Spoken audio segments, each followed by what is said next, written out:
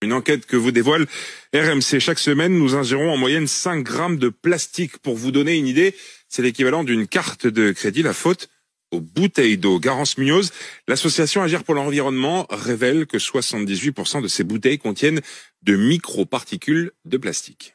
Sur 9 bouteilles d'eau testées, 7 sont contaminées au microplastique. Or, ceux-ci ne se dégradent pas une fois dans notre organisme. Bien au contraire, explique Nathalie Gontard de l'Institut de recherche pour l'agriculture, l'alimentation et l'environnement. Notre corps n'est pas équipé pour s'en débarrasser. Les enzymes ne vont absolument pas attaquer ce plastique qui va perdurer jusqu'à notre mort. Et ensuite, créer des déséquilibres, des destructions cellulaires, des cancers. Même si ces dangers sont encore difficiles à chiffrer, le principe de précaution devrait être respecté, alerte Stéphane Kirchhoff, directeur d'Agir pour l'environnement. On assiste à des industriels qui continuent à mettre sur le marché massivement, sans jamais s'intéresser aux effets potentiels de la migration des microplastiques. En France, ce sont presque 9 milliards de litres d'eau en bouteilles qui sont vendus chaque année, un scandale sanitaire d'après lui. On demande à ce que les publics sensibles, femmes enceintes, bébés, enfants, ne soient plus exposés à de l'eau embouteillée en plastique. On a vu que d'ailleurs dans notre analyse, c'est une bouteille destinée aux enfants qui est concentrée le plus de microparticules et une interdiction générale des bouteilles plastiques et des plastiques à usage unique d'ici la fin du quinquennat, c'est-à-dire 2027. Les buveurs d'eau en bouteille concentrent 22 fois plus de microparticules que les buveurs d'eau au robinet.